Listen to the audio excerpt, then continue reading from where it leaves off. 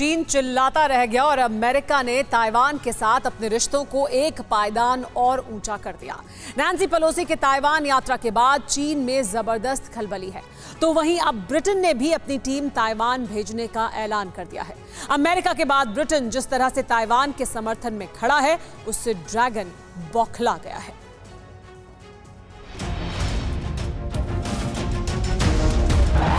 Made in China चेतावनी की धज्जियां उड़ाकर जैसे ही नैन्सी पेलोसी लौटी, वैसे ही ब्रिटेन के सांसदों ने ताइवान जाने का ऐलान कर बीजिंग में खलबली मचा दी है। ताइपे पर कब्जा करने की हसरत पाले बैठे बीजिंग के विस्तारवादी बादशाह के दरबार में कुलबुलाहट तेज हो गई। शी जिनपिंग के जहरीले दूत धमकियों की नई किश्त जारी कर रहे हैं।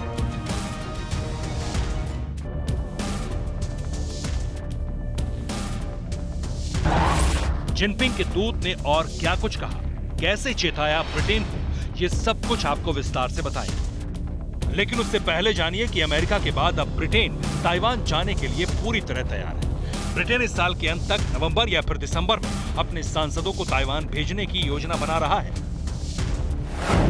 ताइवान यात्रा को लेकर ब्रिटिश विदेश विभाग कमेटी एक योजना तैयार कर रही है।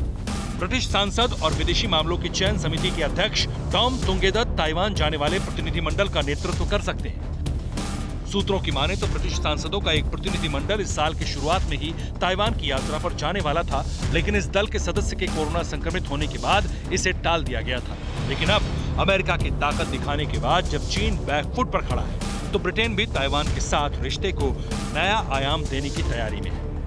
ताइवान को लेकर अमेरिकी नीति की वजह से किरकिरी झेल रहा चीन अब ब्रिटेन को बर्दाश्त करने के लिए तैयार नहीं है। लंदन में चीन के राजदूत झेंग झिगुआंग ने सख्त चेतावनी दी।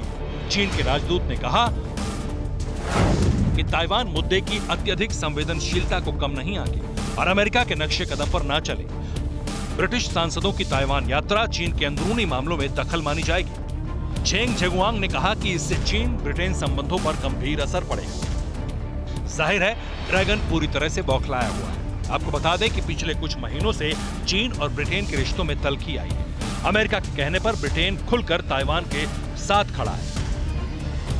ब्रिटेन में प्रधानमंत्री पद की लड़ाई लड़ रहे ऋषि सुनक और लिज ट्रस चीन पर सख्त रुख दिखा चुके हैं। अब तक चीन को लेकर नरम दिखने वाले ऋषि सुनक ने चंद हफ्ते पहले ही शी जिनपिंग की नीति को दुनिया के लिए सबसे बड़ा खतरा बताया था। ऋषि सुनक ने सख्त शब्दों में कहा था कि अब बहुत हो गया। लंबे समय तक ब्रिटेन और पश्चिमी नेता चीन की नापाक गतिविधियों और इरादों के लिए रेड कारपेट बिछाते रहे और आंखें मूंदे रहे। एक प्रधानमंत्री के तौर पर मैं इसे पहले दिन ही बदल दूंगा। ऋषि सुनक चीन पर आरोपों की पूरी चार्जशीट बनाकर बैठे हैं। लिज ट्रस तो खुलकर ड्रैगन की खिलाफत करती रही।